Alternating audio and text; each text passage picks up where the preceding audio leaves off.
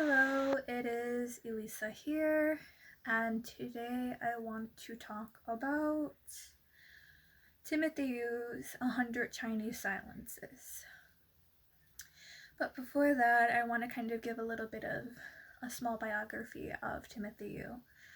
So, Timothy Yu was born and raised in the suburbs of Chicago.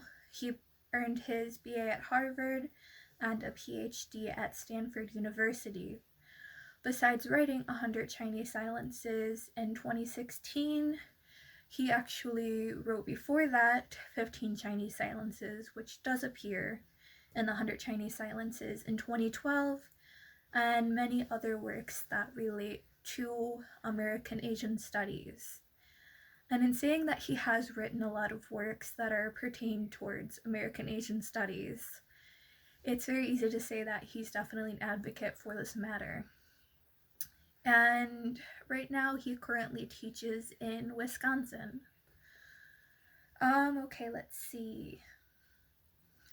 So one of the things that definitely came into question for me as I read 100 Chinese Silences is what he really meant by a Chinese silence. And so I looked around, and on the Poetry Foundation, he had actually kind of answered this, and it pretty well cleared up what I assumed it also was as well. And so he says, I took it upon myself to write these silences, which for me became a symbol of the way Asia and Asians are present, yet silenced in American culture. And so as I read through this book, I definitely noticed this as well. So a lot of the things that he says, a lot of the things that he presents, these ideas that he presents, definitely go forth to talk about how Asians are presented in American culture. And so what I'm going to do is I'm going to take some of these tabbed marks here, go through them, and kind of talk about these type of Chinese silences that are presented in this book. And so the first one I want to flip to is Chinese silence number 26. He says, and this is for Wendy Deng, he says, Tiger, tiger, tiger, wife. Wonder Woman volleyball spike. If you have an Asian wife, maybe not just a gold digger. Tiger wife or trophy wife. Slam down sister or socialite. Bright pink jacket and pencil skirt. Not like gold digger who wants old man hurt. Wendy Deng is a Power Ranger with crazy Asian magic powers. Was in Red Army, trained to kill. Agile PYT, hit like a girl. Crouching Tiger, flying Murdoch. Tiger wife clawed her way up. Chinese bloggers catch dung fever. Wendy Deng, her homegirls call her. Thank you for everything. Hashtag MRM EYAGI. Business school graduate, yoga devotee, from communist obscurity. Hero, you Reich pilot DVD. Tiger, tiger, tiger wife. Wonder Woman volleyball spike. If you have an Asian wife, what if she's not just a gold digger?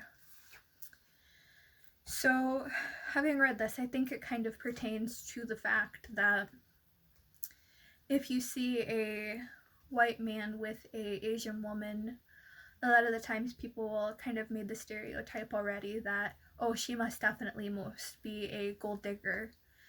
She must only like him for his money. And of course, in some cases that is true, but not always. I mean, sometimes it is definitely for love. And so this stereotype definitely comes up a lot, and a lot of people, make it without really thinking about the fact that maybe, they are in love. Who is anybody really to judge about that fact? And so I think that this poem here really kind of comes to talk about this fact that, just because it may seem one way, it doesn't mean that it always is. And so I think this is, a very important Chinese silence, because I think everybody can kind of relate to maybe understanding it a lot, because it's something that we see quite often. Another one I want to turn to is Chinese Silence number 31. He says, "Me like write, poems sound Chinese, like Charlie Chan read Fu Manchu, so get drunk on Grant Avenue. Chinese good at being silent, not like Ooga Booga Barbarian. So put on coolie hat and bucktooth smile. Me say two Wongs can make it white, as stars in big oriental sky, because me afraid to think on thoughts. USA poet not so good these days, so learn lessons from ancient Chinese sage, and write poem like slant-eyed Kerouac." And I think this here was definitely one of the first poems that I had actually marked to read, because this is another thing that definitely appears a lot in our media and our movies, things like that, where you either have the Asian guy who can't speak a regular Chinese, or, even in just everyday conversation, a lot of people are like, oh, this is how Chinese speak. Even, when that's not necessarily the case. And so you have that, or you have it where the only thing they're known for is how good at kung fu they are. And this definitely appears in a lot of movies too, where it's like, oh, this guy, all you noticed of him is he knows kung fu. He doesn't do anything else. That's pretty much all he does. And I think, this really is not how they should be portrayed, in our media, but that's how it is, and that's how they are portrayed. And so I think this here is definitely kind of an error. And, well, it is most definitely an error, but something that a lot of people don't consider and don't even think about. And having read through this, I definitely did think about it a lot more than, I may have previously, that really a lot of people do this without even considering this fact. Another poem I want to look at is Chinese Silence number 33. He says, "Pull up a chair, little China doll, so I can kiss your tiny brown feet, while I explain to you why I always use you as an example whenever I want to make a really dramatic point about the oppression of women. Sit still, don't be naughty. Now you see, my little lotus blossom, our modern Western society has embraced words like equality that you probably don't understand. But sometimes we need to be reminded how good we have it through a comparison to your dear primitive culture. Why say the Chinese don't bind feet no more? No matter, I will snap and crack your tiny toes myself until they break like brittle bamboo, then wrap them in smug swaddlings of silk. Now your poor feet, dear, look nothing like my huge ones. Of course you don't cry out. I'm glad Chinese girls have been raised to be quiet. Just hold still. I'm doing this for the benefit of women everywhere. I'm doing this for your sake." So this here is another poem that I think has a lot of stereotypes in it. One of the ones that definitely hit me right away was, I'm glad Chinese girls are brought up to be silent or to be quiet. And I feel like, this is just a very kind of Western impression. This is a very old-fashioned impression that Western society has not exactly changed about, Chinese girls, Asian girls just in a general. They're, supposed to be docile and just very, very quiet and very, very, submissive. And, in the past that might have, been the way things are, but now I definitely think things have really changed. And of course, definitely for the better. Another one, or another spot that I really think, there was a lot of stereotype is the fact that it says in here, our modern Western society has embraced words like equality that you probably don't understand. And so that's kind of, saying, oh, well, Chinese girls aren't smart, so, they're not going to understand what equality could mean. And then it goes on to, compare their very primitive culture, as though, you know, they're the barbarians and, you know, we're not, you know, we're far superior. And I feel like that in itself is really, you know, where it's at. Is Western society as a whole really finds itself far superior to anybody else, and that, you know, is really shown in a lot of things like our history and stuff, where, oh, you know, we've triumphed, we've done this, we've done that, and, you know, we don't hear nearly enough about anybody else, or, you know, what really is happening in their countries. So I think, you know, that really makes you really, really think about things. Let's see. Another poem I want to look at is Chinese Silence, number 45. This one here is about Jeremy Lin, who, you know, is a rising basketball player who is an Asian American. And it really, you don't really think about what a lot of people say, but there are a lot of bigoted people who think because he's Asian American that all of a sudden, you know, he's actually from China, and, you know, he is, you know, he's the Chinese icon, where, you know, he's American, he's an American citizen. And so you're sitting there with this stereotype that, oh, because he's Chinese American, that he's for China. And it's absolutely ridiculous. But I'll go ahead and read this out loud. There was a young man not from China whose basketball couldn't be finer. This Jeremy Lin, U.S. citizen, is an Asian American icon. It's intriguing to see how some white guys cannot stand to see Jeremy Lin rise. We all look the same, so if Jalen's got game, you think China is kicking your backside. While Jeremy's going on Lingnan, the bigots say they're just beginning, but their General Tao jokes and their chink headline chokes can't silence the sound of his winning.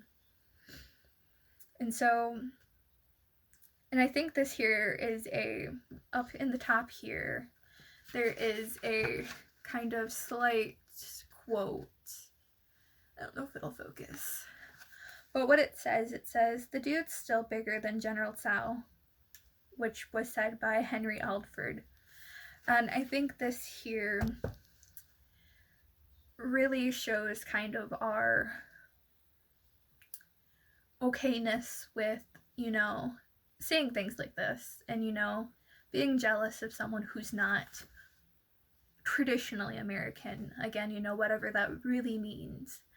But, you know, it's just saying the fact that there are these people who are bigoted, and, you know, they will use these slurs to talk about people who, you know, are not the typical American and who are successful. And, you know, it's not really just Jeremy Lin that this happens with, but really a lot of people where they might be successful and they may not be the typical American. And so you're just going to get a lot of these bigoted comments that really are just not necessary things.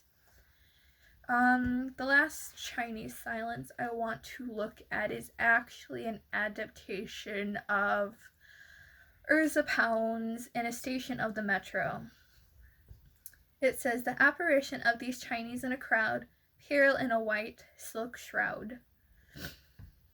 And I think what he was really saying here is these Chinese people almost disappear in like this crowd of white people, because, you know, they're silent, so they're not supposed to exist, kind of thing. And it really, you know, of course they do exist, but the predominant numbers, you know, definitely really, they're supposed to be silent, so they're not, you know, supposed to exist and supposed to, you know, be successful and all of this stuff.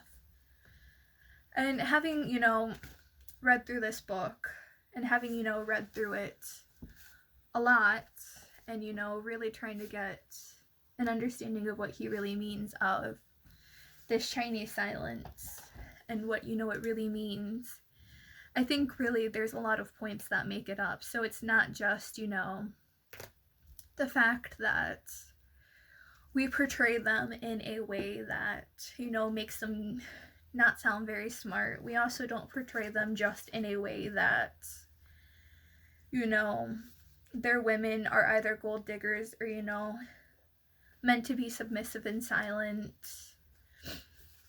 You know, we don't just look at these people who, you know, are famous and of Chinese descent and say, you know, they're not supposed to be successful because, you know, they're Chinese and so they're from China, and as someone from China, you know, that's all, you know, you can associate them with. I mean, I think it's definitely more than that, because, you know, Chinese in America are, you know, very silenced. And it's really a shame, but that's really, you know, what this whole book has taught me is, you know, there's a lot of silences that we both see, some that we may not, unless, of course, you know, you're really into everything.